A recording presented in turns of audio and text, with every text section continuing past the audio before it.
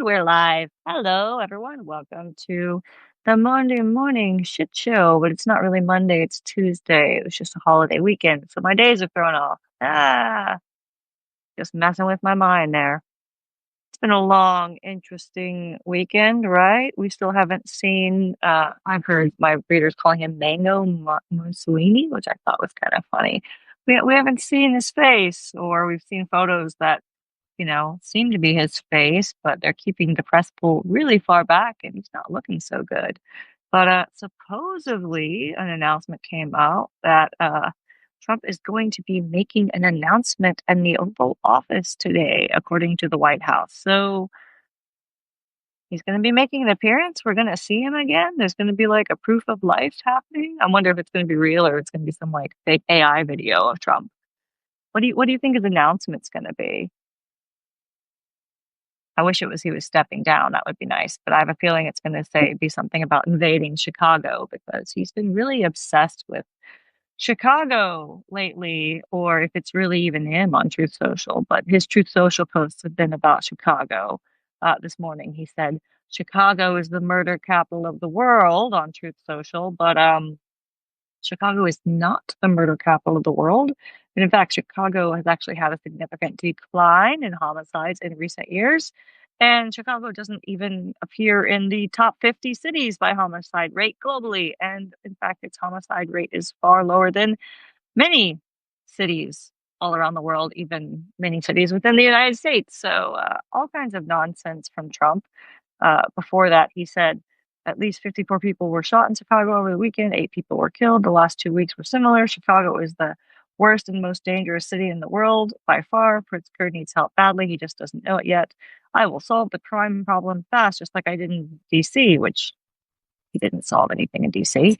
Uh, Chicago will be safe again and soon. Make America great again. But like I said, Chicago's absolutely not anywhere close to being the most dangerous city in the world. But we shall see what happens in the Oval Office announcement coming later today. And like I said, I am suspecting it's going to be an announcement that the Orange Monster is going to be invading Chicago. That's my announcement. And it'll be really interesting to see the condition of Trump because there's been a lot of shenanigans online since Trump really hasn't been seen publicly in front of a camera, like speaking for over a week, which is really weird for someone who loves the sound of his own voice so dang much. He loves the camera, loves the attention, which just makes me feel as if there's no way he'd be staying away from the camera unless he was hiding something or ashamed of something. Uh, I can't believe it. This guy loves to talk. He loves the attention. He is such an attention seeker. He is desperate for any kind of attention he can get. And so we'll see. And I'm just like, is he really even going to show up later today? There's like all kinds of rumors going around saying that, like, I think Walter Reed Hospital, which is, I believe, kind of close to the White House, was closed off and people couldn't get to it. A lot of this has kind of been unsubstantiated. So there's all these things flying around on TikTok. And I'm not really on TikTok, so I haven't seen it. Somebody said they saw Melania at that hospital, but nobody's been able to substantiate if that was true or not. And all of a sudden today, we're supposed to see Trump. So this will be interesting. Really, really interesting. But just before he disappeared for a week, everyone was talking about the bruises on his hands and his swollen ankles.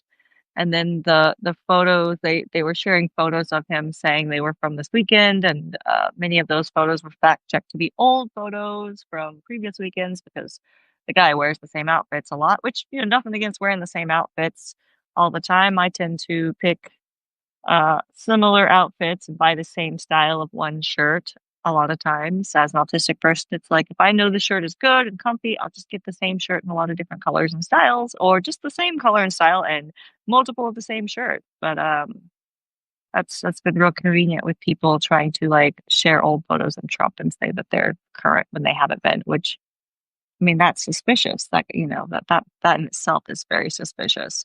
Uh, a lot of people are saying they think he might have had a stroke because he's been dragging his feet. There was that video of him zigzagging across the red carpet when he was meeting with Putin.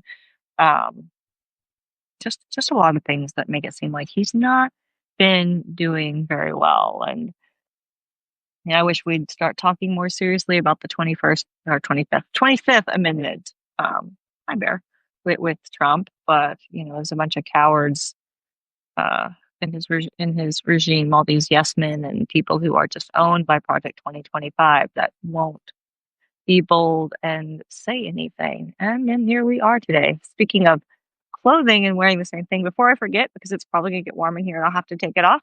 The new fall Rebel shirt is out. If anyone wants to help support this work, because if you're new here, I used to have a consulting job where I had 3 to 5 consulting clients a month, and then the social media was what I did on top of that.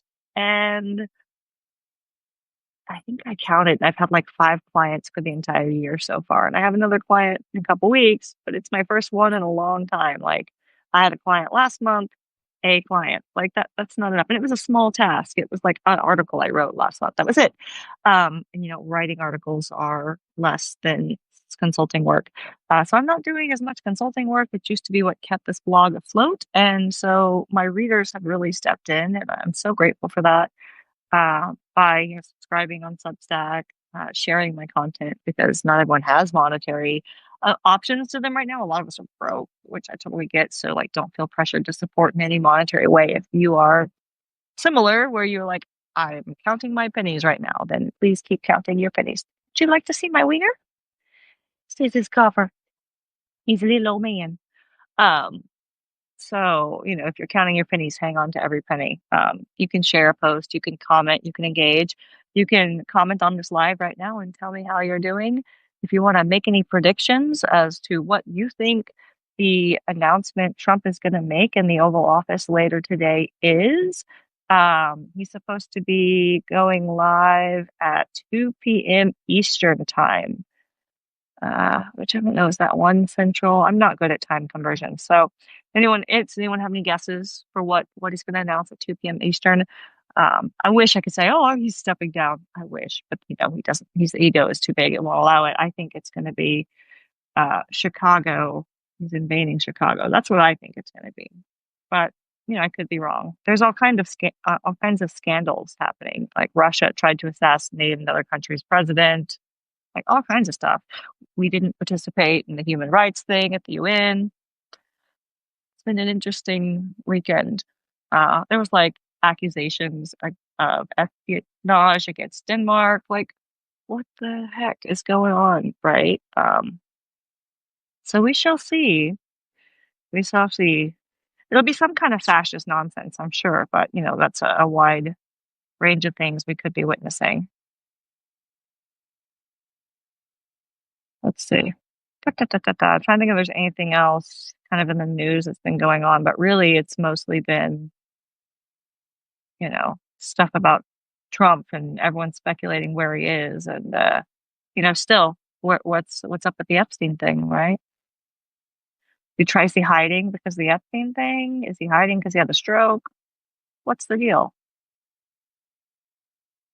Anyway, did everyone have a good weekend? Were you actually off yesterday, or were you at work?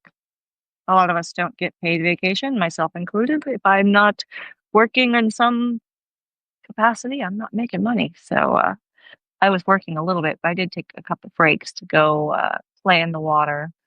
Our AC went out last week on, I don't know, early in the week it went out. So we're in Texas. It's really freaking hot here. We got triple digits coming back this week. It was a nice, cooler than usual weekend, which I'm so grateful for. A lot of things to be grateful for, actually, since we live in an RV/travel trailer.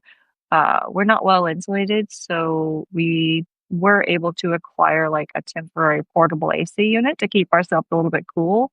Thank goodness. Like I went to the pawn shop, and we buy a lot of stuff used and secondhand because I'm cheap. You gotta be when you don't have a lot of money, right? And also like not supporting uh these big billionaires and big companies that do really bad things, buying used secondhand is a good way to not support them. So I'm buying as many things used as I possibly can right now. I always kind of do anyway, just but like right now I'm extra mindful of buying things secondhand. So I'm not supporting greedy billionaires with my purchases. And I'm also when I buy my groceries, which groceries is my biggest bill right now. So, Trump's like, prices are down. Bullshit. Because that's not what I'm seeing in the grocery store. um, we have HEB here in Texas, which is if you're not from Texas or if you've been in Texas, HEB is a thing. And if you know, you know. HEB is an amazing grocery store, and they have the best store brand products at HEB. And so I have the HEB credit card, which basically you get 5% back on any HEB product. And almost everything I buy is HEB products right now. So that's kind of been another like strategy to not support greedy billionaires is to buy the HEB brand products. Because HEB has been very serious about supporting the marginalized and queer communities. They have the bags for their store that are y'all means all, and they're rainbow bags. HEB is just really always been more inclusive and more kind than some of our big national chain grocery stores. I wish for everyone you could have HEB because it's a really great grocery store. But so I've been buying the HEB products whenever I can. So I'm not supporting like these big evil food companies where most of our food is coming from and saving money that way because I'm gonna buy groceries anyway. And so it goes on the HEB credit card and I pay it off every month and it lets me see how much I'm really spending on groceries now because I didn't used to have it separated out. And I'm just like, dang, like I'm spending more a month on groceries I would have than I spend on anything else or everything else. Like just about like groceries is my main expense. It is getting so expensive just to be alive in America right now. Like food is so freaking expensive. It's kind of out of control. So many lies because the food is not going down. Hi, thy night of love. It's good to see you. All right. So what do we want to talk about today? Do we want to talk politics? Do we want to talk neurodivergent, autism, trauma? Any requests? Because I could really go in any direction. I come here mostly to, support my community and show my face. Like, look, I'm a real person because on social media, people uh, have this really horrible habit of thinking that there's not a person running a page, right? Like they'll be like this page, and it's like, yeah, I'm not just a page. I am a human being sharing my experience, and that's what the page is based on my human experiences. But we often dehumanize people who are creating different contents and things for the internet. It's kind of disturbing. So that's, one of the reasons I make a point to pop on here, try to pop on here at least once a week and do a live video to show the human aspects of things. And I knew I had to at least talk about the fact that nobody's seen the Orange Menace in over a week now because it's just like the only thing anyone's talking about on social media right now. Well, not the only thing, but one of the main things. So I had to talk about that. I talked about it. It's over. There's not much more to say. We'll see at 2 p.m. Eastern, what's going on with him. I'm wondering if he looks like he's on death's doorstep like he has in the photos I've seen, but we won't know until he shows up.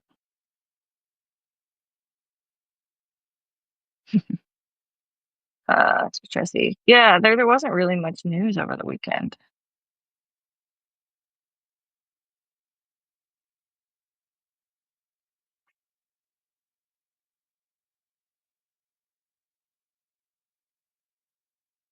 I'm just trying to see if there's like anything in my headlines that was worth sharing. But really, it was just mostly Donald Trump or someone appearing to be Donald Trump making a bunch of just really out there Truth Social posts. It's kind of a slow news weekend. I mean, we have ICE doing ICE things, violating all kinds of people's rights and stuff. But I mean, we're kind of used to that at this point. We shouldn't be, but it's really pretty ridiculous. Um, Rudy Giuliani was hospitalized after a car wreck. But it was really weird the way the news story was put out. They were like, "Oh, he was helping someone, and then he had a car accident." And then said he's going to give him a Presidential Medal of Honor, which is like, ew, gross. The the trash is uplifting the other trash, but not really surprised by that, right? Are we? No. All right. So, how many of you are new, and how many of you have actually been to one of these lives before? And how many of you are here from when I started the autism and neurodiversity content? Like, so I feel like there's a lot of new people here, who maybe don't know the origin story of the Neurodivergent Rebel blog. And uh, nope, I don't know that phone number. Sorry, I have to have my ringer on because I am the contact person for one of my friends who's been in crisis. Uh, I've usually got my ringer off and it's in personal mode only, but my friend is yeah, it's a whole thing right now. So like my phone might ring, which it does. Usually I would just turn it off, but I can't turn it off right now because because of that, which is kind of funny because it's like when I made a post once on my Facebook page saying, "Oh, if you call me 8 times in a row, it's really weird and rude, and I'm not going to answer, especially if you don't leave a message, and I may block you." But people were like, "That's really selfish. How dare you?" Because people were a lot of in their feelings about that because they're like, "I can't do that. I don't have the luxury to be able to turn my phone off and not answer people's calls. If somebody calls me that much, I have to answer it." And I'm just like, that sounds like a you problem, not a me problem. And like they were just like, "You're really selfish because of that." And it's like you make a lot of assumptions that I didn't first check with the people who I am, an emergency contact with first and make sure they weren't okay, because I did. There's like, you know, a handful of people that might potentially need me that badly. And so, yes, I checked with my handful of people. And like right now, because I have a friend who I am, helping out with the potential crisis, like I've got my ringer on. It's just like there's a time and place. And the person that called me 8 times in a row was not a friend. They were a telemarketer, which is what most of my phone calls are on my phone most of the time. It's just like so annoying. Has anyone else noticed that? It's like, I'd say a 1 out of 10 times my phone rings normally, when I'm not helping a friend out with something. N- like 9 out of 10 times my phone rings, it's spam. It's not someone I want to talk to. It's not someone I know. It's someone that's like, "Congratulations, you are pre-approved for a loan of all this money." That I'm just like, yeah, I don't need that in my life. Like, yeah, I could use the money, but you're going to want me to pay that back. So yeah, no, thank you. And you're probably just scamming me to get my social security number. It's just, no, I don't want to talk to you people. Or it's like, it used to be, "Well, we're calling you about your car's extended warranty." And I'm like, it's never anyone I want to talk to. Yeah. Kate says, "I'm a Facebook follower who just started following you on Substack as well. Love both neurodivergence and political content.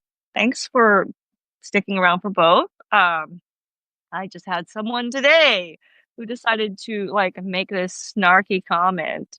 And it just blows my mind how people are sometimes because, they just, people are just wild. Someone left a comment and was like, "Stop posting political BS." Like, literally, it's just a comment on one of my posts. And I'm just like, are you lost? Because neurodivergence, especially right now when RFK is talking about sending us to work camps and they're saying autism is a tragedy or a shit show, or what did they say about autism? I refuse to get in on the debate. I'm just not going to entertain it. It's been going live and going viral in the autism community, and I'm just like, yeah, there's enough people talking about this. I try to talk about stories that aren't being talked about as much, or if I have a perspective I see isn't being covered, like then I try to talk about things. But this autism is a horror show. That's what it was, and I was just like, I'm not going to deal with this. Like, there's so many people like parading around videos of their families and their autistic loved ones in response to autism is not a horror show thing. And I'm just like, we shouldn't even have to be there at this point. So I'm just like, I don't want to do it. I don't want to go there. But like being autistic and being neurodivergent in America right now, and being that I am a queer, non-binary, pansexual, polyamorous, gender fluid person, I'm sorry, my entire existence is political, and if you can't see that right now, you're part of the problem. But what gets me sad is like the tone of and I know it's text, so you can't hear a tone, but stop posting political bullshit.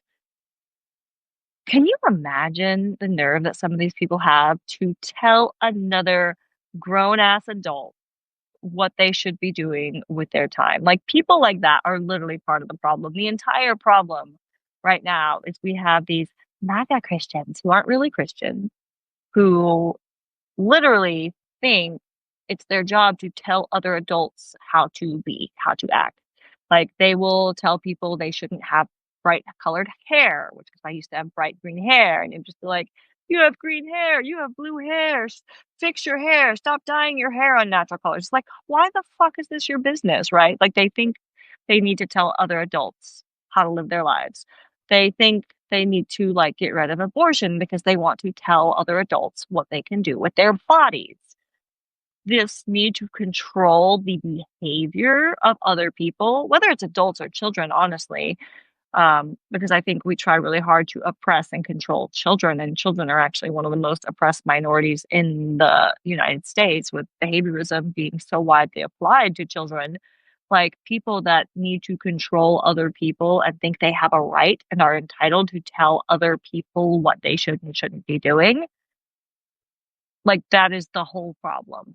Like in my opinion, it's like, why? Like, why can't they just mind their own business, not worry about what other people are doing? It's like the whole thing with gay marriage. Like the people who are trying to overturn and get rid of gay marriage, they're not gay people. So it's like, if you don't like gay marriage, why don't you not get gay married? Nobody's forcing you to have a gay marriage. No one's going to force you to marry someone and be gay.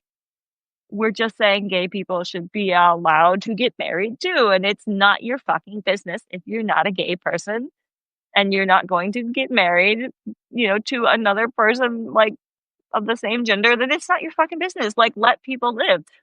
But, they think they need to be the moral police of other adults. And it's like,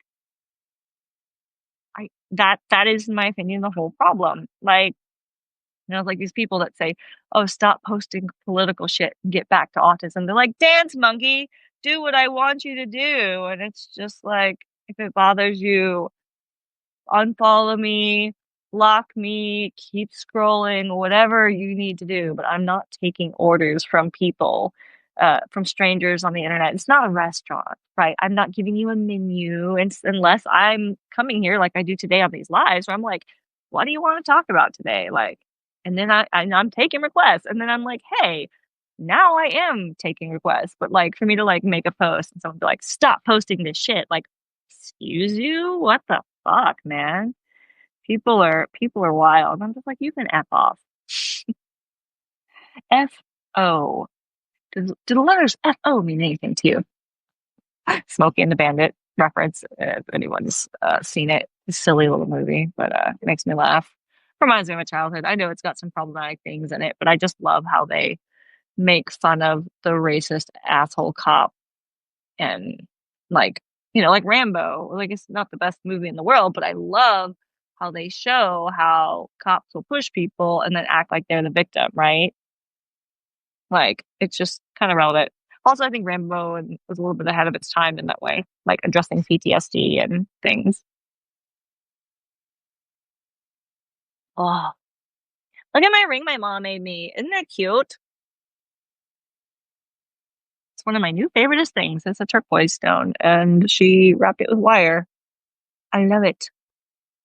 I love it. I love it. I love it. Let me look at the comments. What's going on? Okay. Just started following you. Needed to educate myself a lot more. Anything you're wanting specifically to educate yourself on? Anything I can help with or elaborate on today? This is your time. I bring it here for you, community members. So, I'll talk. I already did the news highlights, but there's not really much going on right now. Kate says, "What do you think will happen if Trump is ill enough for JD Vance to step in? Where there be a real opportunity to try and reverse things?" I have a lot of mixed feelings about what's going to happen if JD Vance steps in. Um, there are things that I think could potentially be good about if JD Vance steps in, and then there are some things that could definitely be much worse, and I don't know which way it's going to go. Uh, one thing I will say is taking the Orange Menace out of power, or, if he makes his exit, which that guy's got an ego the size of Texas, so I don't see him willingly stepping down unless he's forced to step down, or, the claw machine in the sky finally gets the right man. Because I feel like the claw machine's been like really close to like malfunctioning lately. Um, we got James Dobson, which was like cheers and celebration everywhere because Dobson was one of the main assholes spreading behaviorism. It was like funny. The day I was talking about Dobson on this live, I was like, Ivar Lovaas, George Reckers, and James Dobson are like the founding fathers of behaviorism in modern America, and they are horrible assholes. And I was like, Ivar Lovaas is dead. Fuck that guy. I didn't know James Dobson was also dead already, and fuck that guy too, but not literally because ew. Uh, but it's like good to see them go. And it's like, so the claw machine did get one, like really good one. Got James Dobson. I'm like, yay, that's amazing. Can you try again? You know?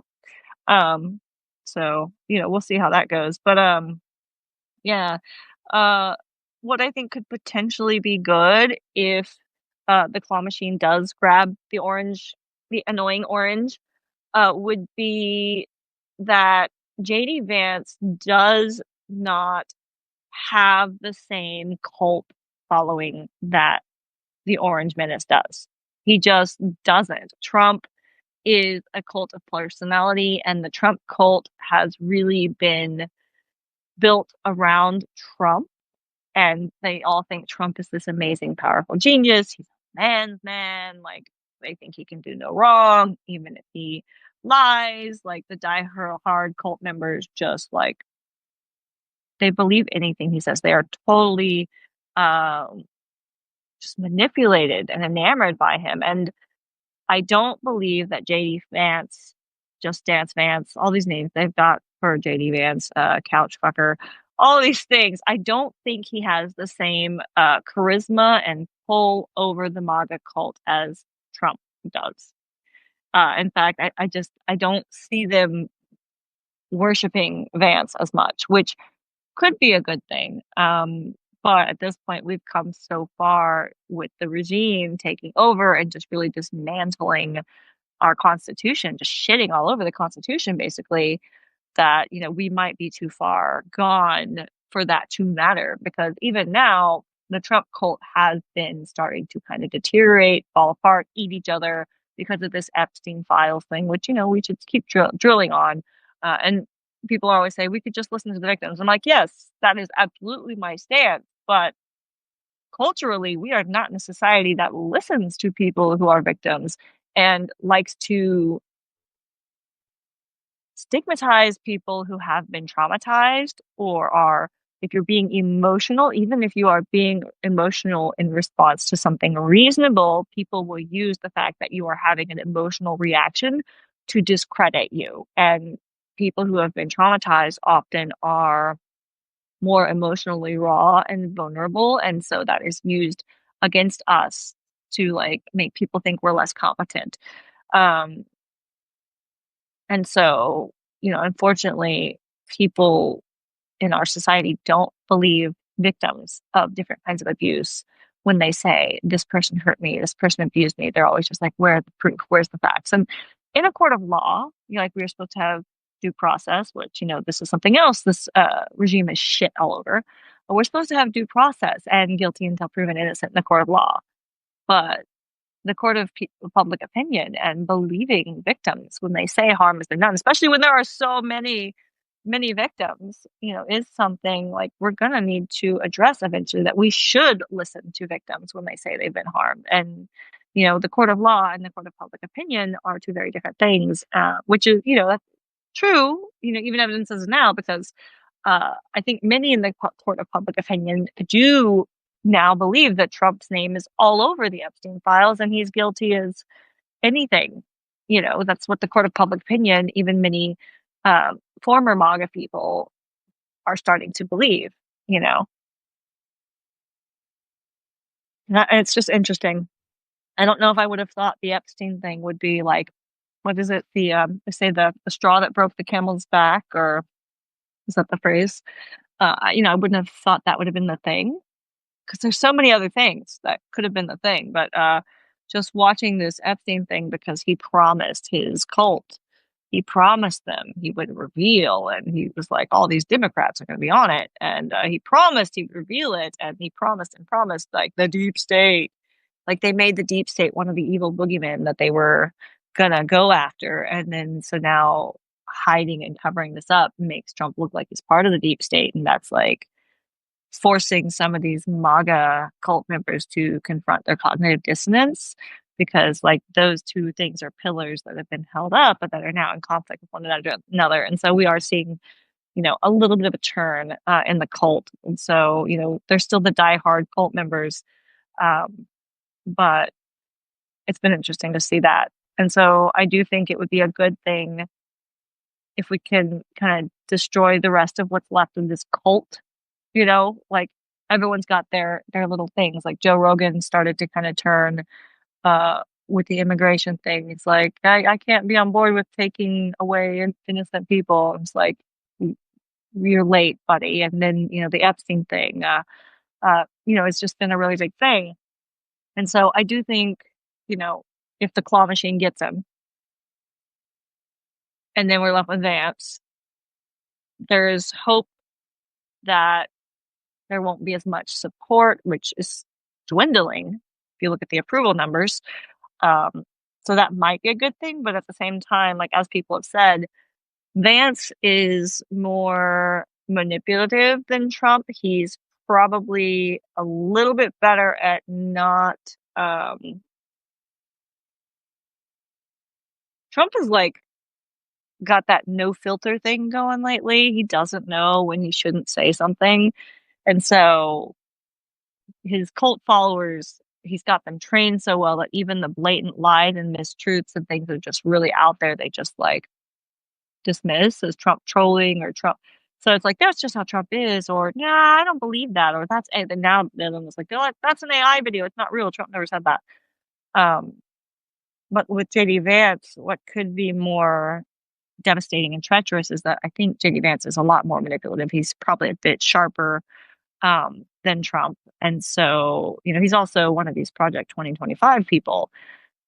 So he's not going to have the same amount of cult-like following and support, but I do think he'll be a more coercive, manipulative,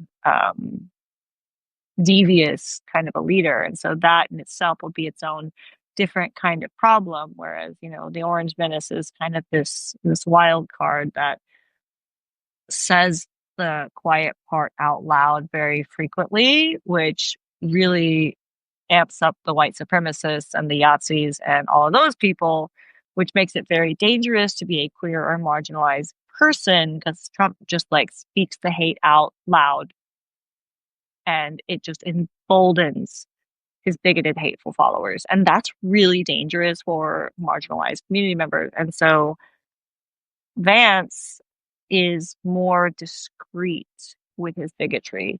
And some people are like, I rather have people that are more open with their bigotry than people who are discreet and hiding it.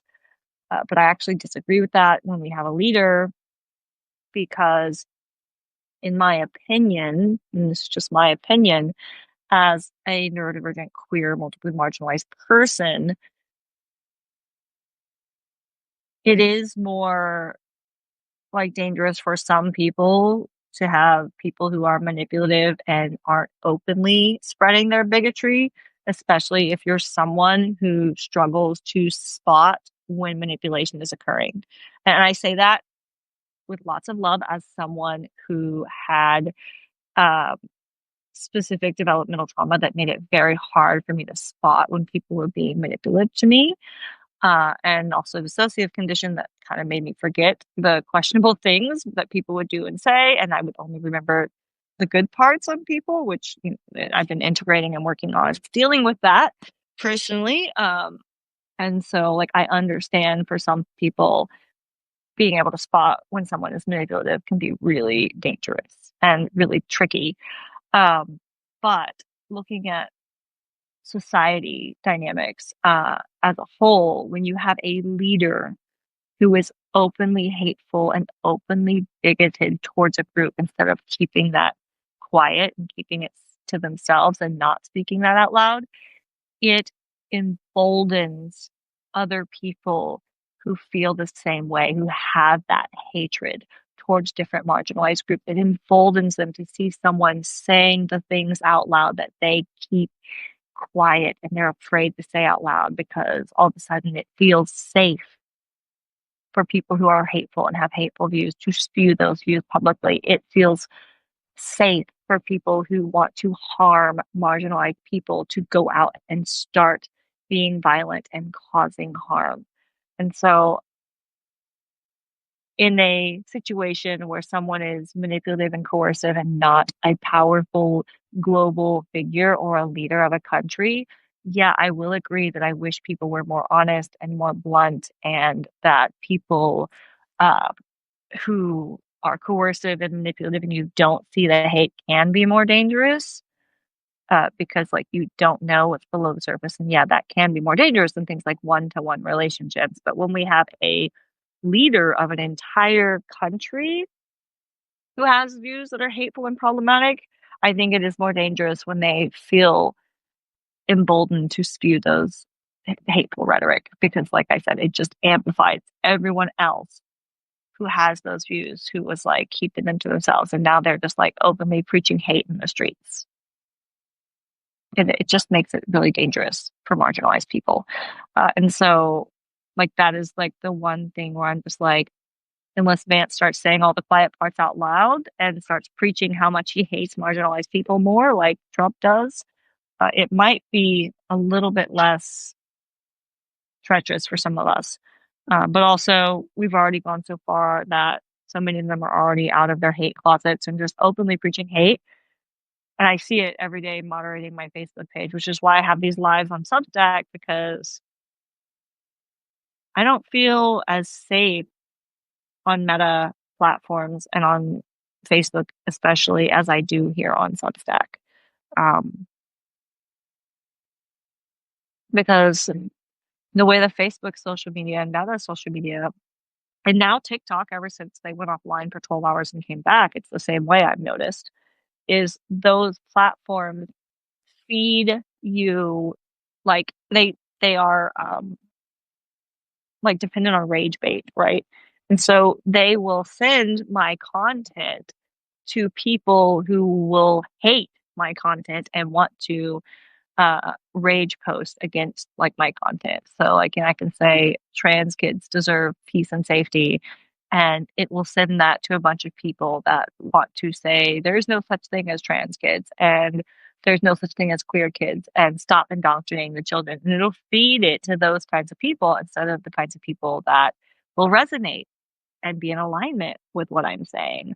And I feel like on Substack, it, for whatever reason, like in the years I've been on Substack, it does tend to send my videos and my content to people who are in alignment instead of people who will hate engage with me and hate follow and comment just to be hateful and just to disagree. Like Facebook like encourages what's it called, debating, which is just like, I'm, as a queer neurodivergent person, not going to debate my existence with people, and that's not what I'm about. It's not what I'm here for. And it's like, I block hundreds of people a week on Facebook, probably. But here on Substack, I think I've blocked 2 people total in all the years I've been here.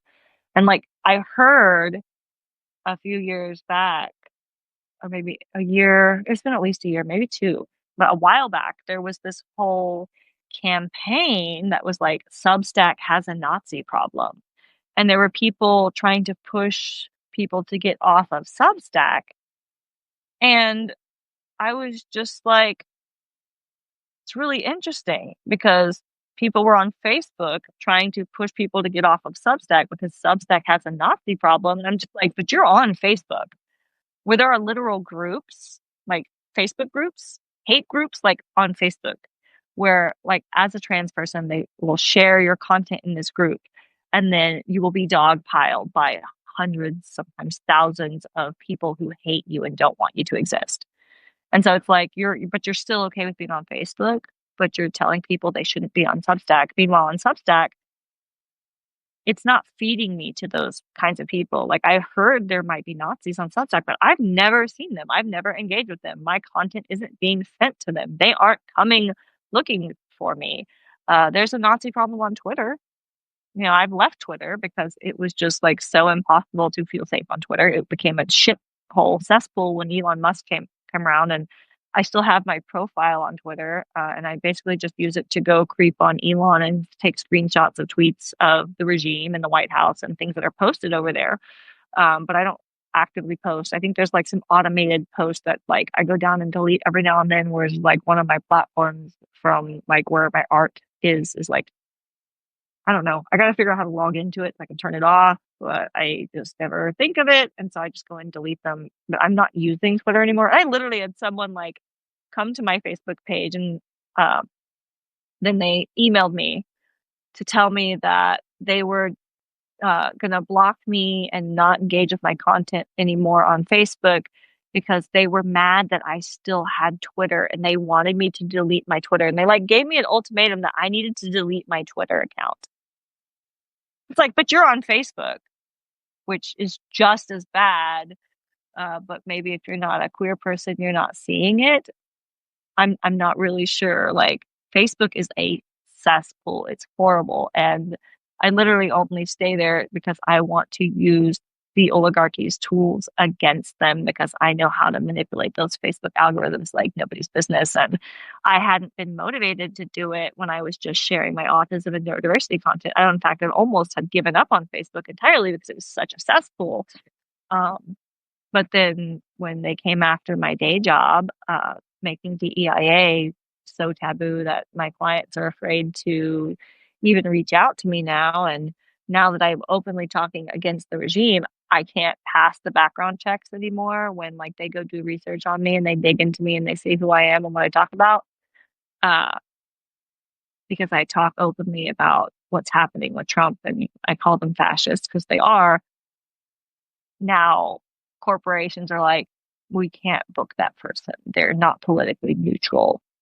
And so I have pretty much ruined my credibility as a consultant. And then unless I like go back to posting politically neutral content, I'm probably never going to be able to be a business consultant the way I was previously, which is unfortunate because, you know, it just shows a lot of these corporations aren't getting the point. Like it's performative. It's, you know, they still very much are plugged into that capitalistic greed mindset. So social media as a whole has a Nazi problem, but I think it's much worse on Meta and TikTok and Twitter than it is here on Substack. You know, it's just very different. I also really like Blue Sky. Um, I'm not on there as much. I kind of just share news stories and articles and leave because there's not as much community engagement on Blue Sky. It doesn't really feel like a community. Whereas Twitter before Elon took over really felt like a community. That's where I started the Asking Autistics hashtag because I was trying to build a bridge between autistic people and potential allies, and also people who thought they were autistic, but they weren't sure yet, but they didn't feel comfortable using the actually autistic hashtag. Like all of those things, like where I first found and connected with other autistic people through actually autistic, which isn't a hashtag I created. People often get that wrong. They're like, oh, you created actually autistic. I'm like, no, no, no, no, I did not. I don't want credit for that. It was there before I even knew I was autistic, but it did help save my life because it helped me find other autistic people. I did create Asking Autistics, which is different um, because I think, you know, being in a group of only autistic people can be really healing for autistic people. But at the same time, I always kind of had feelings about not segregating ourselves off from the rest of the world because I really do believe in that neurodiversity thing where it's like the diversity of all of our brains is what makes us beautiful. And so, like, we need neuro average people to engage with us and see that we're people and learn not to try and change autistic people to be more neuro average in appearance.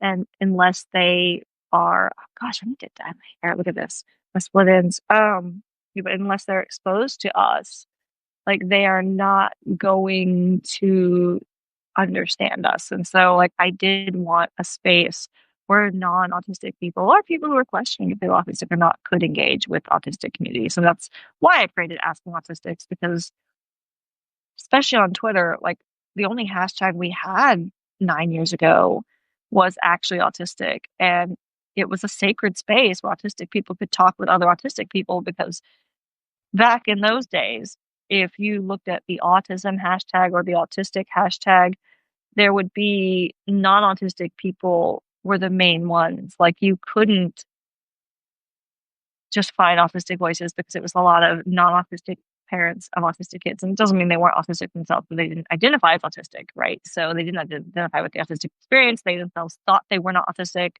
And so they were just drowning out and speaking over autistic people.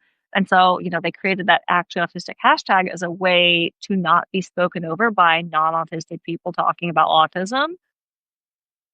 And people would still use it who weren't autistic. And sometimes they were being jerk faces and just coming into a space that wasn't for them because they felt entitled and they were used to being in control of the autism narrative.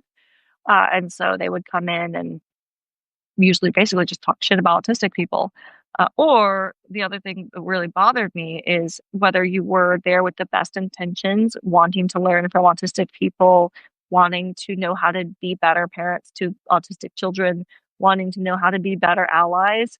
On autistic Twitter back in the day when there was no Asking Autistics yet, you would have non-autistic people or people who thought they might be autistic that weren't sure. Parents who really wanted to know how to be better allies would come in and use the actual autistic hashtag to ask actual autistic people questions, and they would just get dogpiled viciously. And people would just like be so nasty to them, like, "How dare you use this hashtag? It's only for autistic people. You're not autistic." And they would just like beat down on these people who actually were asking, "How can I be a better ally to autistic people?" And they're just like, "F off, get out of here. How dare you? You're in our space. You're not wanted." And I was just like, this is not the way. This is really toxic because we need allies in our space. And also it would be like someone's like, "I think I might be autistic. I'm not sure." And they would just chase them away. And I'm just like, what are we doing? And so that's why I created Asking Autistics, because it was just like, we need a bridge. Like, we needed a bridge. And so it's like, I was really sad when Elon Musk took over Twitter. It felt very, very personal to me because Twitter was my space. It was like where, after I was diagnosed autistic at the age of 29, after I ran out of books and resources that the person who diagnosed me had recommended, which were like books by autistic authors, and I went and Googled autism, it was just so gloom and doom. It was a bunch of those autism parent blogs that were just talking about how much of a nightmare it was to have an autistic family member. There was like a blog that was basically all about how being in a relationship with an autistic person would ruin your life and how autistic people were really abusive partners. It was just like so much bad things. There was like gloom and doom articles talking about all the things autistic people will never do. It was very much like all the stuff RFK like dropped about autistic people, all the stuff the regime has been saying about autistic people recently that people have been really outraged about. That was the tone 9 years ago on the internet when you Googled autism. That was why so many autistic people didn't know they were autistic, because we didn't see ourselves in that narrative. And so for the past 9 years, we have literally fought to drown out people who feel that way about autism because they're not autistic. They shouldn't have been the ones carrying the torch, so to speak. And so people see it now and they're so outraged to hear people talking about autistic people that way. And it's like, have you been around long enough to know that used to be the norm of how people talked about autistic people? Because I remember when that was the norm. I remember when autistic voices were not the ones in control of our own narrative. I remember, Pepperidge Farm remembers, I remember like that it wasn't very long ago uh, when people really did think autism was a horror show. And that was literally why I started screaming on the internet because I was diagnosed autistic at the age of 29 because I needed to be able to get accommodations if I was going to be able to stay in full-time employment in a job that was very corporate America, very exploitive. I thought it was my dream job because I've been told this is like the kind of office job you want. Like it was like one of those really trendy office spaces where they had like beer kegs and like coffee bars and snack bars.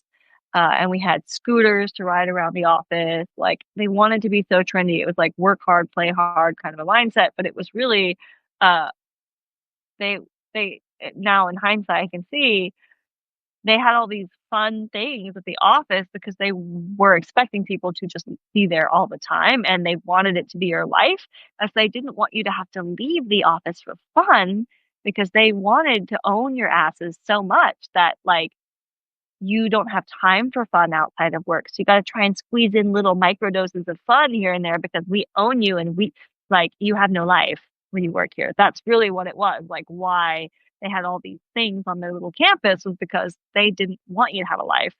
And one of, like, the final, like, what the fuck moments for me in this corporate environment that just kind of made me like, I'm just so done was, like, mandatory fun. Like, the mandatory fun for things for me that weren't fun, like events I didn't get paid to do, but it was just like when I would try to RSVP no to things, my boss would just guilt trip me so badly about not wanting to do things that were supposed to be fun. And even would come up in my reviews that I wasn't trying hard enough to bond with my colleagues. And so, like, I wasn't like spending my lunch breaks with them because I needed a fucking break. It was my lunch break. And so, talking and socializing with people I don't relate to because they were all really privileged people. And I was the only one who, like, didn't go to college, didn't come from a privileged background. And so, like, I couldn't relate to these people. Also, like, I had this extensive trauma history. Like, if your ACEs score is like 5 or better, I probably can't relate to you. No, I don't know. But, like, these are people that I just couldn't relate to at all. And honestly, I didn't really want to because they were all very, say how do I put this nicely, but I don't think I can put this nicely. They were very materialistic. They were very obsessed with name brands and expensive experiences and going to wine tastings and just like spending all this money on things that, like, in my mind is just like a waste when people were just starving and, like, I was underpaid. I was not paid a living wage. And they would give us perks instead of pay.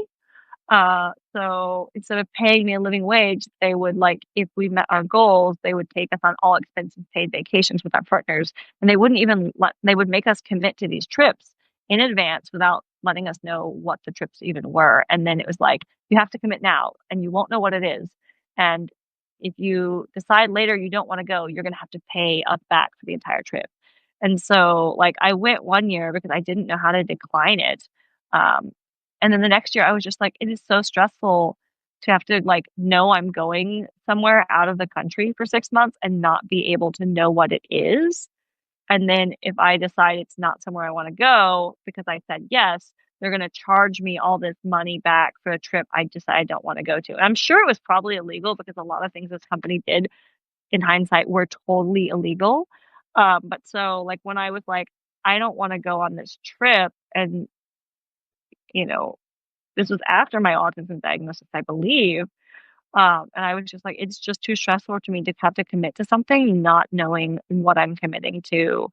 And so I was like, I don't want to go on this trip. Also, like, what if something happens and I can't go? Like, I get sick, who knows what? And then you're going to charge me thousands of dollars for a trip that So it's like I was like, I don't want to, I'm not committing to this again because it was just like so stressful having to commit to something and like then knowing that if I some for any reason decided not to go or couldn't go, I was going to owe them thousands of dollars when I already wasn't making a living wage because they were offering us perks instead of pay, which was really jacked up.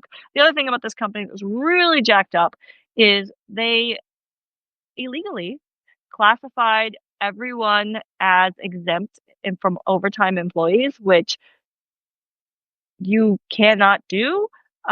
They like classified us all as if we were like supervisor roles or managers, even when like I definitely wasn't. I was an executive assistant. And so I wasn't a supervisor or a manager. And like they classified us like in this way so that they didn't have to pay any of us overtime. And then like they would like guilt trip you like if other people working more hours than you or if you were like at the minimum hours, like the minimum if you're like 40, 45 hours a week, they would guilt trip you and they would be like, you're not really giving your all. Look at all these other people. They're working 60 hours a week. They're working 50 hours a week and you're working like 20 hours a week less. Like you're not being a team player. You're not pulling your weight because you're only doing the bare minimum. I would get in trouble for not wanting to go after my 40, 45 hours a week to happy hour events, which they had almost every day, where they wanted us to go and network and try to sell the company. So it wasn't like it was supposed to be fun, but it wasn't fun because for me, like I was autistic and I didn't know I was autistic at the beginning of this. And so they wanted me to go like talk to a bunch of strangers when I couldn't read body language or facial expressions to see if they were even receptive to talking to me or not. And sell the company. And it was like always these events with all of these people who were very pretentious, very into their um like brands, like, Michael Kors, I think is a brand, or is that beer? I don't really know. Like there's like shoe brands, like the Coach is a brand, like Louis Vuitton, those things. They were into these kinds of things that I'm just like not into. Like they were people who had lived these privileged lives that I absolutely could not relate to and had nothing in common with, who were like very proper. And I'm just like, I'm sorry, in a social, I can be professional in a work setting, but now you're wanting me to go to something that's like teetering on the boundaries of social and professional. And I just was not equipped and did not have these skills or ability to do this. And I was just pushed over and over again by my manager to just like do it. And she's like, fake it till you make it, fake it till you make it. I don't like going to these things either, but I have to. And it was just like all these repeated failures over and over again. And so like I developed a literal social phobia from it and a literal social anxiety that I had never had in my whole life up until that point. And so by the time I left that job, I was just so fucked in the head that I just was pretty much like just sick, physically sick, mentally unwell. I was pretty agoraphobic for a while because of it. I was just like so traumatized from all of the really negative interactions I had with people. It just really did a number on me. Oh, and the other thing that was really toxic that was like one of the last like things that was kind of the last straw for me. It was like a wake up moment is like after I had my diagnosis that I know I was autistic, I had developed a fucking social phobia, literal social phobia. It's on my diagnostic report. I was diagnosed autistic with social phobia. um, I tried to like say no. I didn't want to go to the company holiday party. And then my boss started on with the guilt trip. And it was all like, she said something about like, I made a point to schedule this when everybody is available, when nobody is working. And so we really want you to come. I worked so hard to make sure everyone can go. And so it's really important that you attend, especially because you're my assistant. And so it would be really bad if you're not there. And so and then I don't remember what she said, but basically she just like guilt tripped me into going to this thing I really didn't want to go to. And poor David, I convinced him to go to this thing he really didn't want to go to. So it was like me going to things I didn't want to go to. Misery loves company. I convinced my poor partner to go to something he didn't want to go to either, because neither one of us can relate to these privileged assholes. Um, I'm sorry if any of them might be watching today, but that is how I perceived all of you. Not actually, not really, but sorry, y'all kind of were. Privileged, snooty, judgmental assholes. I'm not sorry. And so I was just, like, really anxious about not wanting to go, and so I even got my partner to go with me to this thing that neither one of us wanted to go to, and I had such a bad freaking panic attack on the car in the way there that I literally just, like, shut down and, like, could not even figure out how to speak for 20 minutes, like, on the way there. I just sat in the car watching the clock, like, "I don't know how to move my mouth right now. This is really weird. When am I gonna be able to talk again?" Just watching the clock and trying to see, like, when I can talk again because I just, like, my brain just glitched out so bad. I was just so anxious about going to this place I didn't wanna go to because back then, 9 years ago, self-abandonment, which is something I've really been working on, with my trauma healing over the past years, was my normal. Self-abandonment was something that I had started in a very unhealthy way as a young person because of my experience in school. Uh, it was pretty much expected and required of me growing up, especially, like, school was, like, one of the hearts of where a lot of my trauma came from. There were some other events that I'm not really ready to share right now. Maybe I'll share one day. There's one event where the dissociation started when I was about 4, and, yeah, we're not ready to talk about that. But, maybe one day, but yeah, I'm gonna keep some things to myself. But so it's like the dissociation started when I was about 4 years old, and then the self-abandonment started a few years later when I was in school, and it continued until I broke myself from self-abandonment. And that moment in the car where I was sitting and I couldn't literally, like, I knew, like words were in my head. I knew what I wanted to say, and I couldn't freaking move my mouth. It was like my brain forgot where my mouth was. And just sitting there for 20 minutes being unable to speak, like, with my partner next to me driving, just so shut down, so out of it, so just, like, disconnected from my body and everything. It was just this, like, awakening moment, like, "What the fuck am I doing?" Right? Uh, and then we got to the holiday party, and it just got even worse from there. Like, the holiday party, was a sensory nightmare for both my partner and I. It was like, they kept making us do this, like, switch chairs thing to make us talk with other people in the table, which, like, for 2 socially anxious people, with social anxiety who both don't come from privileged backgrounds, being expected to switch seats and talk to these privileged people and, like, a new person every 5 to 10 minutes. It was just, like, horrible and stressful. And then it even got worse when my boss at the time, gave a her, like, little Christmas speech to everyone, thanking everyone for coming and thanking everyone for the year and all that. And, like, we're all encouraged to bring our significant others and really shamed if we don't. Like, there would be this whole, like, "Oh, why couldn't they come? They couldn't" like, and it's like, well, there's just lots of shame and coercive control because manipulative people who run businesses use coercion and manipulation to control everyone in their business. And being that I was someone who, because of self-abandonment being one of my core wounds, it left me very vulnerable to abuse and coercive control in not just romantic and parasocial relationships, but also in workplace relationships. It left me very vulnerable to being exploited in the workplace. And I just started to see and realize, I didn't have language for what it was yet, that was totally just going against my own wants and needs for something that was literally killing me and making me miserable. And it was just like, what the fuck? That was like my wake up moment. But like literally, when my boss is like giving her thanks everyone Christmas speech, she literally thanked all of us. And then she thanked our spouses, our SOs, our plus ones, for the fact that they gave us up so much that we don't have social lives. Thank you for basically neglecting your family, your loved ones, and your children, and thanked our loved ones for in allowing us to abandon them for this job that sucked so much out of us, we had nothing left to give after we were done with it because they really wanted us working 60 hours a week, and were only paying us like we were working 40 hours a week or less.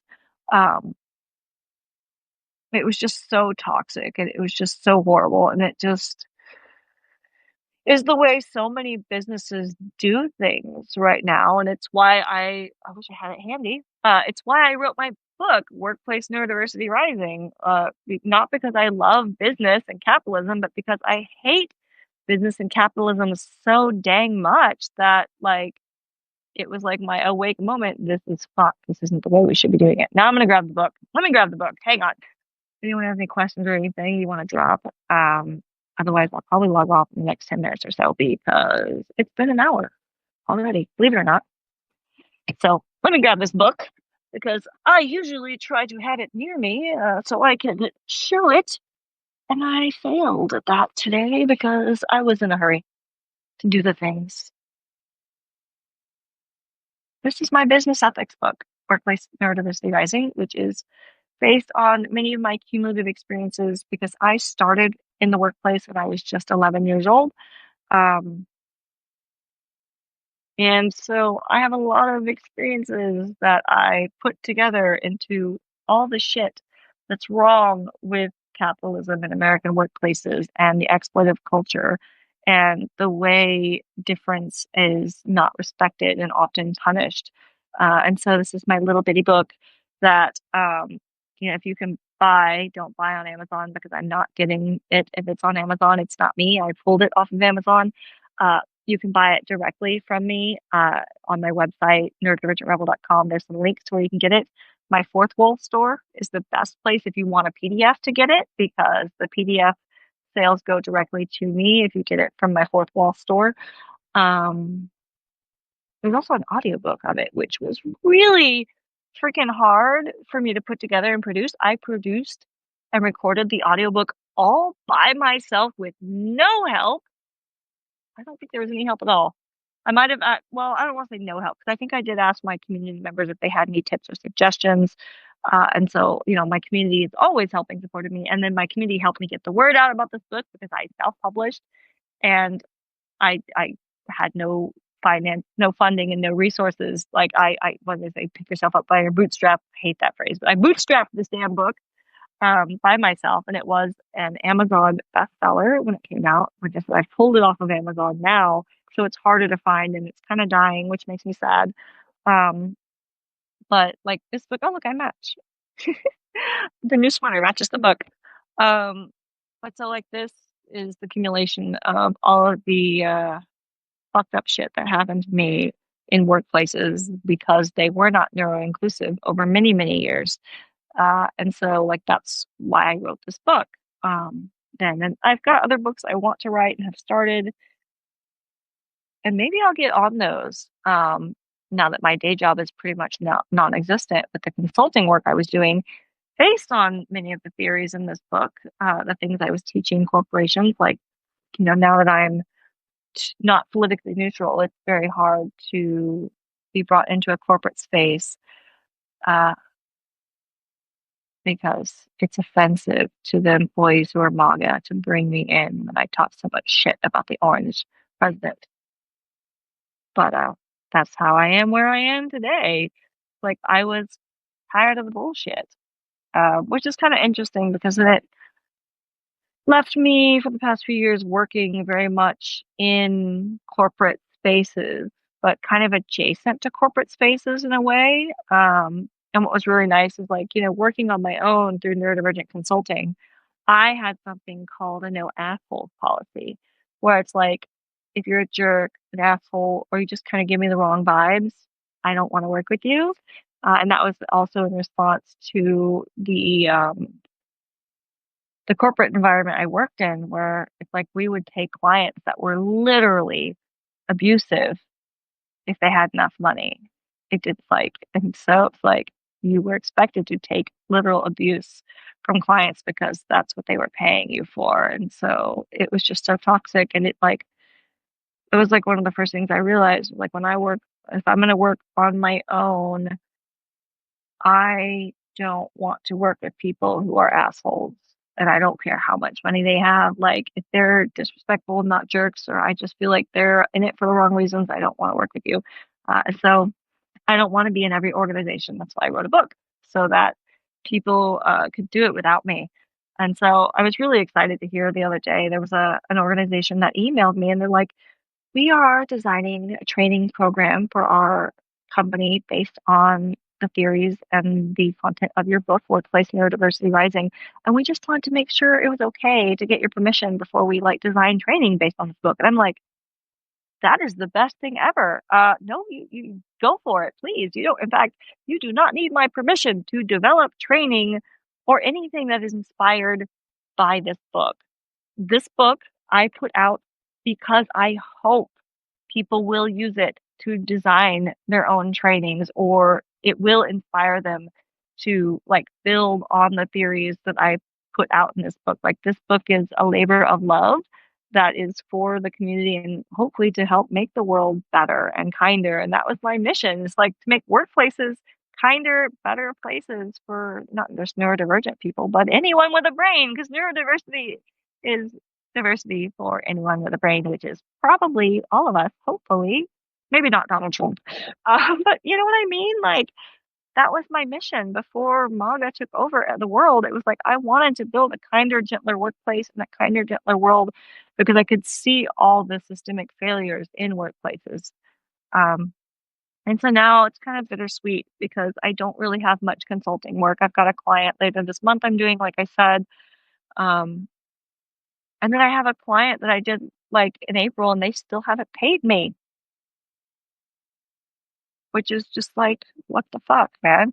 They said they were happy with everything. I got good reviews and great feedback. And now it's just like, you gonna pay me for the work I did? But like that happens a lot. Like big companies, the bigger the company they are, and like the more international they are, the less likely they are to pay you in a reasonable amount of time. Like like for example, I had one company I will not name that I used to do regular trainings with once a year. And like they would literally, they had like 1 million employees, more than 1 million employees, and they would take 6 months to pay me. It's just like so disrespectful, but it's like they know because they're such a big company, they can get away with it. And it's just like, I don't have the resources to not be paid for 6 months, especially when I don't have very many clients. It's very disrespectful and exactly the kind of bullshit that pissed me off about corporate America and the corporate space in general. Yet here we are. All right, everyone. If there is nothing else pressing that anybody's curious about, if nobody has any questions or any, just topics you want me to jump on, I am probably going to go ahead and log off for the day. Unless anyone wants to drop a question really quick, because I am always here to answer your questions. But I don't know. On Substack, I feel like there's always a lot of people here lurking and listening, but people are hesitant to actually drop comments for some reason, which is kind of interesting because I can see there's like a lot of you here. There's a lot of you here, but like I can see who's joined. I can see your names. I'm not going to call you out, by name if you haven't actually said something. But it's just always interesting that you're here lurking in the shadows and not speaking. But that's cool. You can be shy. I can respect that, not wanting to be put on the spot or maybe not knowing what to say or just wanting to come casually enjoy the time. So, yeah, I just want to say thank you, everyone, for your time, for your support, for those of you who helped share my content, for those of you who helped me get the word out about this book when I did publish it a couple years back. It's still available. Like I said, it's just not available in some of the big stores it was available in. I think you can order it on barnesandnoble.com still. Like I said, it's on my website if we want to know where to grab it. It's just, Amazon. If you see it on there, it's not me and I'm not getting the profit from it. Um, yeah, if you also want to support my work, I do have the new fall sweater app, Refusing Assimilation into Neurotypical Society. I've got some feedback on this. Like some people want assimilation, and some people have pointed out that for some of us, assimilation is safety, which I totally understand if that's you, but that is not my lived experience. This is basically a motto I live my personal life by because I was forced to try and assimilate from a very young age. And even though I was pressured and forced to do so, I never quite passed as neuro average. And even when I thought I was blending in, I wasn't. And it literally almost killed me. And so saying I'm not going to do it anymore is what saved my life. And so that is part of my personal healing journey. It's my personal mantra. It is something that is um, also a spin on other aspects of my life that I don't talk about often. Um, just like the loss of culture that was disconnected by my family members who assimilated into the US culture. And so, like, there's a lot of reasons this shirt is really personal to me. And so, like, I get it. If it doesn't resonate with you, that's cool. Like, if you're someone who really wants nothing more than to assimilate, and like, maybe that's a realistic goal for you, but it's not something I can do. Like I said, I tried for 30 years of my life and it almost killed me trying to assimilate. And I can't do that. Some of us can't assimilate into neurotypical society. And so the expectation that we do so when the goal is impossible is really harmful for those of us who are incapable of assimilating. And I just, want to put that out there. That some of us can't. And so I realize this might not resonate with everyone, but if it resonates with you, this is literally the tagline of my entire blog because it is my life story. This is literally my life story right here. And so for some of us, especially if we have self abandonment trauma, and literally we learn to fawn and deny our own needs in order to pacify people around us to stay safe. Because yes, it was a survival skill that many of us depend on to live. Uh, there can be a point where it breaks down and it just doesn't work that way anymore. And so it is not for everyone, but it is for those of us who are in that like trying to recover from that self abandonment, and or we just whether it's like we can't assimilate because some of us can't, or we just don't want to. That's also very valid. And so that's kind of like the history and the meaning behind this shirt. And so, like I said, I totally get it. You know, if you're someone who wants to assimilate and it doesn't resonate with you, or you're still in that point of your life where assimilating and blending in is necessary for your survival, because I've been there. Like I know what it's like to be there, but I can't go back to that life. I can't. Like I can't. Not if I want to be alive. Being able to say I don't have to try and be like everyone else is the only thing that saved my life 9 years ago, because I was literally ready to drive off a bridge. And I would not be here today if I hadn't given myself permission to stop trying to compare myself to neuro average people and stop trying to emulate neuro average people and stop trying to be like people who had brains that were nothing like me. And so that's why this message, even though it seems to really offend and tick off some people, some community members, like not my community members, but people from other autism spaces and neurodivergent communities, it actually really upsets some people. Um, but it's a part of my life. And so if my life is upsetting you, keep scrolling. It's not for you. Don't tell me what to do. Leave me alone. Just like that other person told me to stop talking about political things.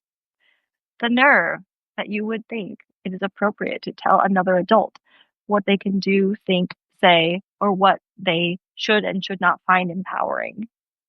Because for those of us who have similar stories, this is an empowering shirt and also a very good conversation starter. So anyway, let me look at the comments really quick before I log off, see if there's anything, because I did say if you dropped comments, I would check them before I go. Or if there's any like topics or things you wanted me to address, I was going to do that too. So let me look before I log off. Let's see. Adam, I wouldn't recommend anyone ordering it off of Amazon. Oh, the book, yeah, because they print paperbacks and screw the authors out of profit. Yeah, and also it's like because I've literally disabled Amazon, like I went in my little portal months ago and was like, I don't want to distribute this book through Amazon anymore, but it's still there.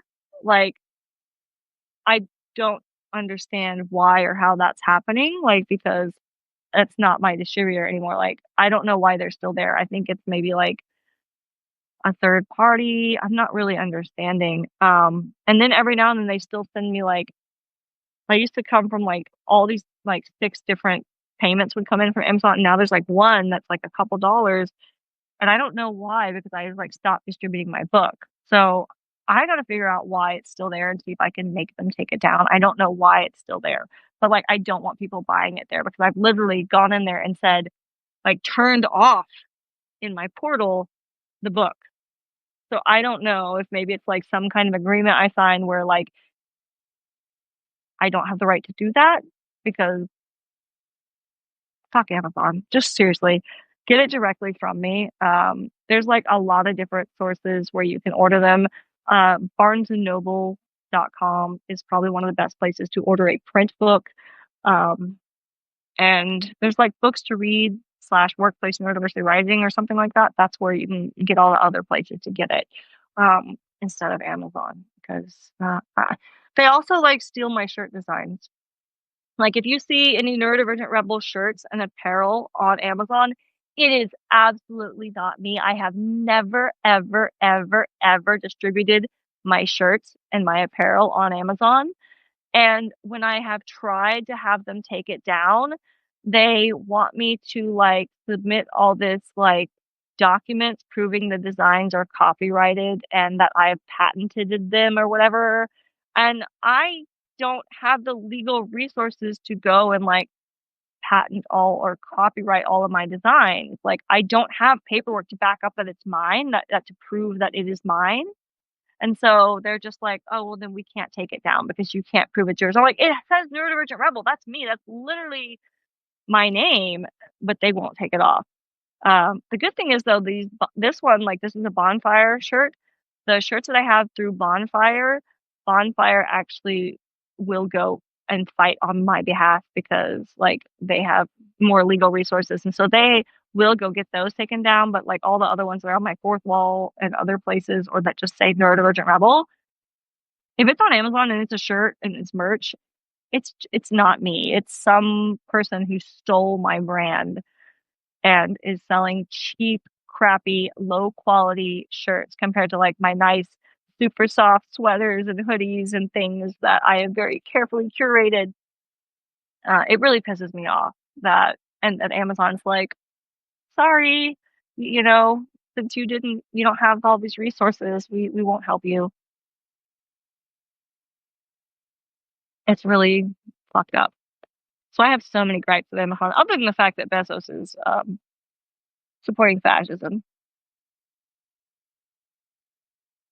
Sometimes their location does the printing, ships with the words and pictures looking like the archives from the 50s in the local library. Yeah, the quality was not very good. I wasn't impressed with that. Um, yeah, the author copies I ordered from draft to digital are just much better quality. I don't fit in anywhere. Maybe I can wear one of those hoodies just to warn everybody that I'm socially awkward and uncomfortable. The message will say, step away. I don't have to feel bad for letting anyone down. I'm so sorry. Hey, but you know what it might do? Because this is kind of what my goal is for the different Neurodivergent Rebel shirts I've made over the years, is like for me, especially early on in my journey, because there weren't very many openly neurodivergent, openly autistic people out there. And like anytime I would tell someone I was autistic, they would be like, "Oh no, you're not," or "I don't believe you," or "Well, I know an autistic kid and they're nothing like you," like that. And it's just like, what the fuck? I'm like 30. Of course I'm not just like an autistic kid, right? Like it just was just so ridiculous the things people would say. But like when I would wear my shirts, like autistic pride or actually autistic and things like that out in public, like people would come up to me who knew like what autism was and like it would help me connect with people. Like I would have parents of autistic children and be like, oh, and they would introduce me to their autistic kids and like my kid's autistic. And I'd be like, hey, I'm an autistic adult. It's really cool to see you. And it would give like parents peace to like see what an autistic adult can be because especially back then, they had only been told the worst case scenario and they didn't know like autistic adults can like live fulfilling lives even if they don't look traditional, right? Like, and so it really helped me connect with other like-minded people who were accepting. And especially like the neurodiversity shirts helped me connect with people who are neuro-informed. And so, like, it might help you connect with people who get it and who have similar feelings and who will understand like, and might not even see you as socially awkward. Does that make sense? Because that's really the intention is like, I was, I wanted to share with the world and I wanted to be seen as an autistic person, but it was really hard for me to know who safe people to talk to about being autistic were. And so putting the shirt on like a banner helped people who resonated find me, and so I didn't have to, like, figure people out because it was, like, my little banner, like, it almost was like it didn't say that, but it almost kinda said, "Come talk to me about neurodiversity," right? Or people see that and they go, "Oh, that's a cool shirt," and I'd be like, "Thanks, I'm autistic," and they'd be like, "Oh, me too," and we'd have, like, a whole thing. And so, like, that's why I wear the neurodiversity shirts and the autism shirts out in public is because it helps find other autistic people. And, like, even, like, without the shirts, like, I don't remember what it was, but, like, David and I were at a gas station, and there was, like, something that happened, and he did some kind of autistic, like, coded thing, and I don't remember what it was, um, and the girl at the gas station, like, pointed it out and kinda laughed, and, like, I was like, "Oh, yeah, he's autistic." And she goes, "Oh my gosh, me too." And, like, it was, like, so awesome, like, that we are having these conversations now because 9 years ago, it was just a different place out there, and so, like, I love that. I love meeting other autistic and neurodivergent people who know they are autistic and neurodivergent. It's a little trickier when they don't know because like, you don't know what kind of assumptions they have and if it's gonna be something you can actually talk about with them or not, you know? Someone may be making bank off your book. A YouTube influencer named David Pac-Man warned of this. It wouldn't surprise me, unfortunately, because, I noticed the reviews are still going up on Amazon and people are giving it lots of five-star reviews, which is, I guess great, but, the sales of it, like, that's, like, the very bittersweet sweet thing about this is when I pulled this off of Amazon, like, that's where most of my sales came from, was from Amazon because Amazon, has this little ecosystem where it recommends content that is highly reviewed and very relevant, and I worked really hard to get everyone to review it on Amazon, and that's where most of the reviews of the book were, and, like, so if we're searching for neurodiversity, the book would come up or workplace neurodiversity, like, that was very intentional to have those be the keywords that are the title of the book because workplace neurodiversity is what any business would be searching for, and then I just added rising underneath,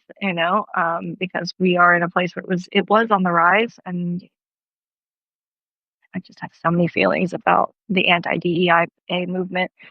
Um, and so, like, I was very strategic because I knew in bookstores where people were searching, especially Amazon, people would be searching for workplace neurodiversity, and this book would be in the top results, and so I got a lot of sales that way. And then taking the book off of Amazon has really just, like, killed this book, and I'm okay with that, like, I would do it again, and in fact, I need to still figure out how to, like, get it down off of there because, like, it's still up there, and I don't understand how when I unpublished it. I unpublished it, so, like, why is it still there?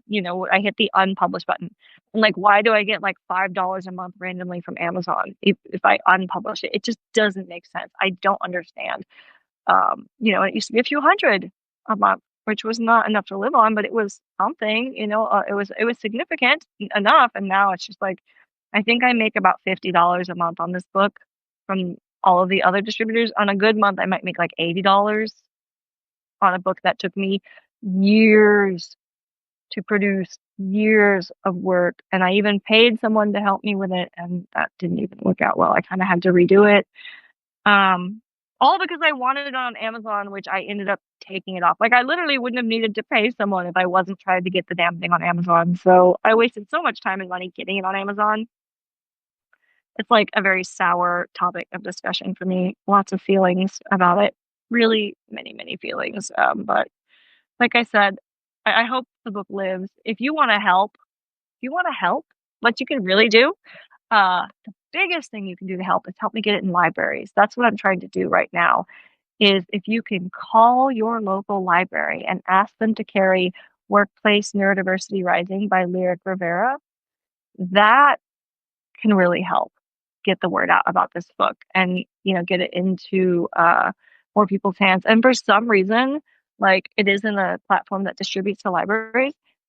Actually, I understand the reason. When a library buys a book and adds it to their library, you get more than like you would normally get paid when the book is sold to a retailer, because it is under the assumption it's going to be checked out multiple times.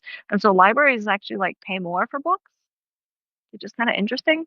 Um, and so you actually help me make more when you get it put in a library too, and you're helping more people see it, and you're helping people who maybe don't have a lot of financial resources of their own to be able to get access to this for free because they can just check it out from their library. And so it's kind of a nice FU to, capitalism in its own little way, and an FU to Amazon, but like if you want to call your local library and request this book, that's like a really big thing you can do to help me. And it really means a lot. And then you don't actually have to spend your own money if you don't have financial resources, and you're still helping support the blog and helping make workplaces better.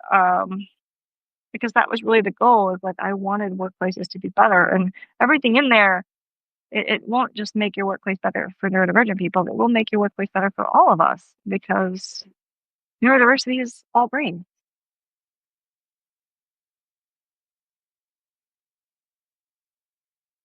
Does your book focus on genetic predispositions and how it affects multiple generations? I noticed similar personality traits in younger relatives. I have placed them with similar to same struggles that I've dealt with or dealt with. No, like this book isn't specifically talking about those themes, although I've got a little bit of, uh, I'm brainstorming a book that kind of deals with trauma and neurodiversity, and intergenerational trauma and cycle breaking will probably be a theme in that book, but that book is all here right now. There's some pieces that I put out on Substack that might go into that book, but that book doesn't really exist yet, and I hope it exists one day. This one is really focused on fixing workplaces and systems. It says workplaces, but really I've had people use this in school systems with their public libraries, all kinds of different systems that can be applied to. I wrote it about the workplace, but really this can be applied in many different contexts. And it's like I love that like the design of the shirt matches the book. That was very intentional. Um, it's a really good job making it match. All right, everyone. I am going to log off because I think I'm caught up on all the comments now. And it's getting warm, and I am wearing a skimpy outfit under the sweater, and I don't really want to expose that much skin, and I'm gonna melt if I don't take the sweater off. So I gotta go. And also, I hopefully have a repair person coming for our AC.